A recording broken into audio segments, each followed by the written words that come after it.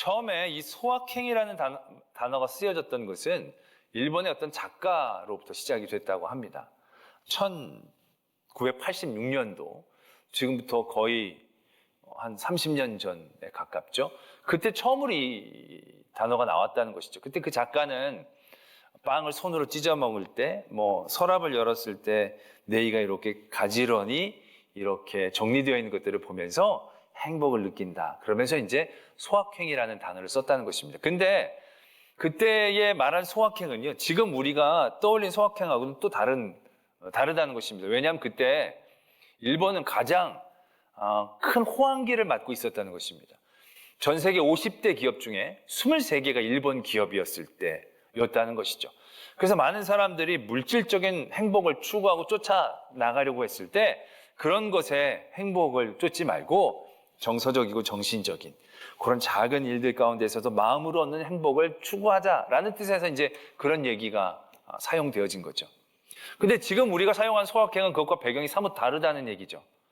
1절에서 얘기하는 그 배경들이 여러 가지 것들 중에서 한 가지를 선택할 수 있는 그런 부분이 아니라 다 버리고 그래서 포기하는 상태에서 이루어지는 것처럼 이해되어지기 쉽다는 것입니다. 우리가 요즘 젊은 세대들을 몇 년 전에는 삼포 세대라고 불렀습니다. 연애도 안 하고요, 결혼도 안 하고요, 출산도 안 한다는 거죠. 왜요? 삶이 힘드니까. 그걸 살 수 있는 것이 너무너무 어려우니까. 근데 그 삼포가 나중에는 어떻게 됐습니까? 오포가 됐습니다. 두 가지가 더 포기되어진다는 것이죠. 거기에서 더 나아가서 요즘은 M포 시대, 다포 세대를 살고 있다라고 얘기하고 있다는 것입니다. 그러니까 무엇인가를 할 수 있고 하려고 하는 생각조차도 갖기가 어려운, 그래서 다 내려놓고 포기할 수밖에 없는 그런 상태. 그런 상태에서 어쩔 수 없이 우리가 살아가는 행복들을 느끼기 위해서 작은 것들 가운데서 행복하고 거기에서 만족하며 자족하면서 사는 모습, 그것이 어떻게 보면 요즘 우리가 얘기하는 소확행의 모습인 거죠. 여러 다른 행복들 가운데에서 선택되어진 소확행이 아니라 그렇게밖에 살 수 없어서 사는 소확행의 모습들. 오늘 우리가 2절에서 그런 것들을 연상한다면 우린 대단히 잘못 생각하고 있다라는 것을 깨달아야 한다는 것입니다. 우리가 이러한 말씀으로 얘기할 때 그러면 성도는 크고 기이한 일들 바라면 안 됩니까?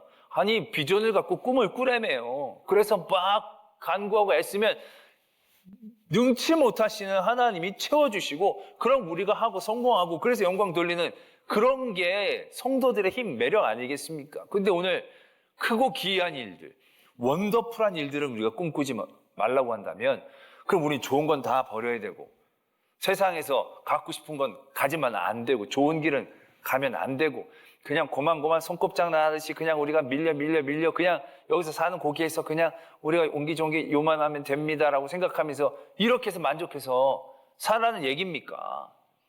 우리가 그렇게 이해하는 경우들도 적지 않다는 얘기죠. 그럴 때 그렇게 얘기하게 되어진다면 3절에서 이스라엘아 지금부터 영원까지 여호와를 바랄지어다라고 했을 때 그 여호와를 바라는 눈빛이 어떤 눈빛이겠습니까? 크고 기이한 것도 버려, 바라지 마. 높은 것 아예 보지도 마. 그냥 다 낮고 낮은 것만 보고 그냥 거기에서 만족하고 살아. 그렇게 다 포기하고 다 버리고 조그만 것들 갖고 그냥 하루하루 살며 기뻐하며 살아라고 우리에게 얘기한다면 그 다음부터 여호와를 바라보라고 할 때 그 바라봄의 눈빛에 우리는 어떠한 모습들이 담겨져 있겠습니까? 그것이 정말로 기쁨과 감사함과 벅찬 감동으로 하나님을 영원히 바라볼 수 있는 그러한 눈빛이겠는가? 라는 것이죠. 마치 영혼을 잃은 것 같은, 삶에 소망이 없는 것 같은, 그러나 다른 데가 바라볼 게 없어서 그냥 멍하니 하늘만 바라보는 그런 바라봄이지 않겠느냐라는 것이죠. 때문에 오늘 우리에게 교만하지 말라는 것, 크고 기이한 일들, 오만한 것들을 바라보지 말라는 것, 이것은 세상의 것들을 버리고 포기하라라는 의미로 받아들이면 안 된다는 겁니다. 그럼 정말 먹을 게 없어서 젖밖에 먹을 수 없는 상황 가운데에서의 평안, 그런 2절밖에 안 되고요. 힘을 잃은 눈빛, 바라볼 데가 없어서 여호와만을 바라보는 그런 바라봄이 되어버리고 말 것이다라는 얘기죠. 그러한 얘기를 하고자 하는 것이 아닙니다. 성전을 향할 때 정말 여호와를 바라보는 것 바라봄에 가슴 벅찬 감동과 기쁨과 소망함이 담겨지기 위해서 우리가 품어야 할 겸손의 모습들, 버려야 될 교만의 모습들, 그건 버리는 게 아닙니다. 그건 변화시키는 것을 의미하는 겁니다. 바꾸는 것이지 버리는 게 아니라는 겁니다. 다 버려서 아무것도 갖지 않는 상황이 아니라요, 버리고 좋은 것들을 갖는 상황을 의미한다라는 것입니다. 우리가 로마서 12장 3절을 한번 보겠는데요. 여기서 1절하고 비슷한 어떠한 느낌을 받게 되어지는 말씀을 보게 됩니다. 내게 주신 은혜로 말미암아 너희 각 사람에게 말하노니 마땅히 생각할 그 이상의 생각은 품지 말고 오직 하나님께서 각 사람에게 나누어 주신 믿음의 분량대로 지혜롭게 생각하라. 그러니까 넘치게, 분수에 넘치게 생각하지 말고 하나님이 너에게 주신 그 분량대로 분수에 맞게 그렇게 생각해라, 그렇게 살아라, 이렇게 이제 이해되어지는 부분이죠. 사람들이 하나님에게 받은 것들이 차이가 있을 테니까, 누구는 사도로, 누구는 선지자로, 누구는 예언의 능사로, 뭐 이런 여러 가지의 직책들의 자리에서 받은 분량들이 5달란트, 2달란트, 1달란트 마냥 다르니까. 그런데 그것이 우리가 생각하는 달란트 비유처럼 5달란트는 제일 많고 2달란트는 2등이고 1달란트는 1등이고 하는 그러한 기준 가운데에서 이야기하고 있는 게 아니라는 것입니다. 분량대로 너는 잘하니까 못하는 못한 만큼 1, 2, 3등으로 하나님께서 주시는 그런 개념의 말씀이 아니라는 얘기죠. 4절에 말씀이 이렇게 이어지죠.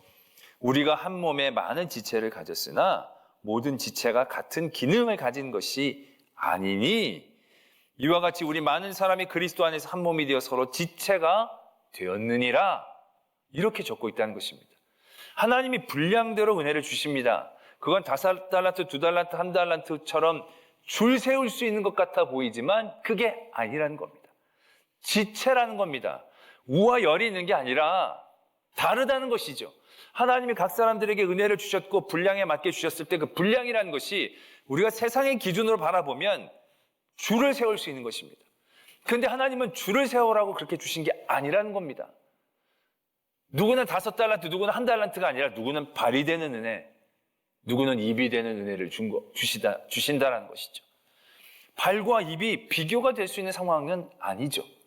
그러나 이것도 억지로 세상의 개념을 쏟아 부어 놓으면 비교를 하려면 비교는 할 수 있겠죠. 발은 늘 밝고 험한 일들을 감당해야 되고, 입은 늘 맛있는 걸 먹고 자기가 하고 싶은 말 다 하고, 그 세상적인 가치로 보면 입이 더 귀하고 발은 덜 귀한 것처럼 우리가 생각할 수 있겠지만 이게 덜 귀하고 더 귀하고의 문제가 아니지 않습니까?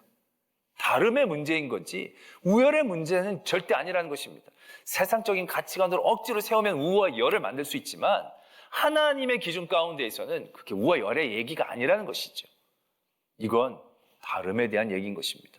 하나님이 각자 발에게, 귀에게, 눈에게 주신 은혜인 것이고, 그 자리에서 누가 잘하고 못하고의 얘기가 아니라 하나님의 뜻에 맞게 행동한 그것이 서로의 자리에서 착하고 충성된 자리가 되어지는 그런 모습이 되어진다는 것을 우리에게 분명하게 이야기하고 계신다는 것이죠.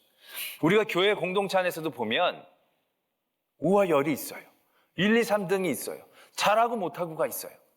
그런데 그런 모든 우리의 생각들 안에 결국 기준은 무엇입니까? 세상적인 기준이 있는 거죠. 오늘 1절에서 교만하다는 것, 그리고 크다라는 것들, 기이하다라는 것들, 이건 다 세상적인 기준 가운데에서 표현되어질 수 있는 부분입니다. 하나님의 기준에서 얘기하는 게 아니에요. 세상적인 기준으로 야 이거 큰 일이네, 작은 일이네, 와 이거 되게 좋은 일이네, 아 이거 나쁜 일이네, 이거 되게 높네, 이거 굉장히 낮네, 이런 모든 기준들이 하나님의 기준에서 얘기되어지는 게 아니라는 거예요. 다 세상의 기준 가운데에서 이야기되어지는 거죠. 우리가 교만하지 않는다는 것, 자기를 낮춘다, 이거 아닙니다. 교만하지 않는다는 것은 기준을 바꾼다는 것을 의미하는 것입니다. 겸손한 게 나를 낮추면 겸손한 것 같지만 자기를 낮춘다고 겸손해지는 게 아니에요. 우리 목회자들도 보면 묘하게 쓴뿌리처럼 남아있는 교만의 생각이 있습니다. 그게 바로 뭐냐면 교회 크기입니다. 성도들의 숫자입니다. 그래서 제가 나는 우리 교회가 크니까 다른 사람들보다 더 더 낮아져야 그 사람들이 나를 겸손하다고 생각하겠구나. 그래서 다른 데 가면 더 굽신굽신거리고 더 낮추면 그럼 그게 내가 겸손한 것이 되겠습니까? 아니요, 그거 겸손한 거 아닙니다. 겸손한 척한 거죠. 왜? 내가 더 교회가 크다라는 기준 가운데에서 행동한다면 이건 절대로 겸손이라고 얘기할 수 없습니다. 그 안에는 여전히 교만함이 있다라는 얘기죠. 그 기준에서 벗어나지 못한다면 어떤 사람이 교회가 작은데도 담대하게 얘기합니다. 저 사람 교회 사이즈도 작은데 저렇게 담대하게 얘기하네. 그렇게 얘기한다는 것 자체가 벌써 세상적인 기준 가운데 갇혀서 제대로 판단하고 평가하지 못하는 겁니다. 내가 교회는 작지만 크게 소리쳐야겠다. 이것은 어떻게 보면 일종의 자격지심이 될 수 있는 부분이다라는 얘기죠. 크고 작음에 대한 기준 가운데 갇혀서 우리가 나를 낮추거나 높이거나 해봐야 우리는 그 줄에서 오르락 내리락 할 뿐입니다. 진정한 겸손, 진정한 교만에서의 떠남 되어지지 못하는 거죠. 여전히 작은 것에 대한 자격 열등감들, 크다는 것에 대한 자기 안에서의 묘한 교만들을 버릴 수 없는 구조 가운데에서 처하게 되어진다는 것이죠.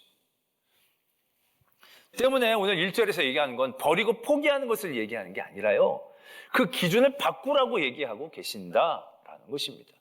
교회 안에, 여러 교회 공동체 안에 지체가 높은 사람, 낮은 사람이 있어요. 역할을 크게 하는 사람, 적게 하는 사람이 있어요. 우리는 그것을 늘 세상적인 기준으로 판단하죠. 저 사람 필요한 사람, 필요 없는 사람. 그것이 철저히 세상적인 기준이에요. 그렇게 하게 된다라고 한다면 우리는 절대로 그 틀 안에서 내 스스로가 교만하고 내 스스로가 겸손해질 수 있는 기준을 얻지 못하게 되어진다라는 것입니다. 내가 발이 되더라도 내가 좌절하지 않고 여기서 감사하고 기뻐하며 나아갈 수 있게 되어진다는 것. 그것은 우리의 기준이 세상의 기준이 아니라 하나님이 되어져야만 가능할 수 있는 부분이 되어지는 것이죠. 오늘 젖된 아이가 어미 품에 있게 되어진다는 사실, 그때에 누리는 이 평안을 우리가 얻어야 한다라는 이 도전들, 결국 이건 먹을 게 없어서 젖만 먹어도 만족하는 어떤 스스로 자족하려는 모습, 그거 아니죠. 나는 젖을 좋아하니까 젖만 먹어도 된다, 그러한 자기속임도 아닙니다. 이것은 젖의 문제가 아니라 어머니만으로 만족할 수 있는 그의 중심에 대한 문제죠.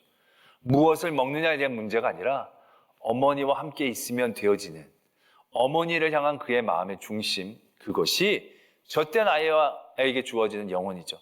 젖의 문제가 아니죠. 어머니와 함께 있는 것에 대한 이야기를 하고 있다라는 것입니다. 결국 성도의 중심에 교만과 겸손에 대한 문제, 그 고민들, 그 모든 유혹들, 거기서 우리가 벗어나고 깨어나려면 우리의 기준이 바뀌어져야 한다는 것이죠. 우리가 오늘도 다윗의 시라고 적혀져 있는데 다윗의 삶을 보면 그런 부분들을 우리가 이해해낼 수 있습니다. 다윗이 그가 시편의 말씀에서 그가 굉장한 큰 어려움과 문제를 겪게 되었을 때 그 문제를 어떻게 그가 극복하고 해결했는지가 한 편의 시편에서 해결되어지고 우리가 발견되어지는 경우들이 적지 않습니다. 시편 3편에 보면 그가 압살롬에게 쫓겼을 때 지은 시편인데요, 그가 이렇게 고백하는 부분이 있습니다. 천만인이 나를 둘렀지만 나는 누워 자고 깨었다. 아주 평안하게 누워 자고 깨었다는 거예요. 이게 어떻게 가능해요? 구원이 주께 있다라는 고백이 있기 때문에 이렇게 되어지는 거죠. 그에게 주어진 이 평안이 어떻게 가능했느냐? 그의 기준이 바뀌었다는 거예요. 그가 구원이라고 생각하는 기준이, 구원을 준다는 상황이 무엇인지에 대한 기준이 분명했기 때문에 그에게 이런 평안이 주어졌다는 사실들을 우리가 보게 되어진다는 거죠. 사무엘서의 그때 상황들을 바라보면 우리가 더 이해할 수 있죠.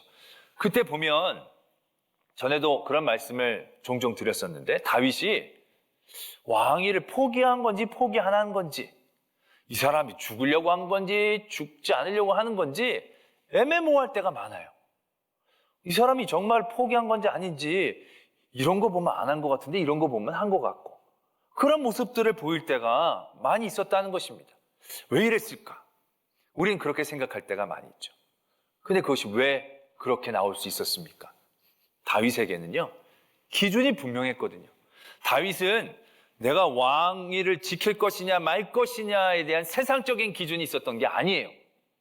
하나님 앞에 내가 얼마나 온전히 설 수 있느냐 없느냐의 기준 가운데 그가 자기를 집중했다라는 얘기죠.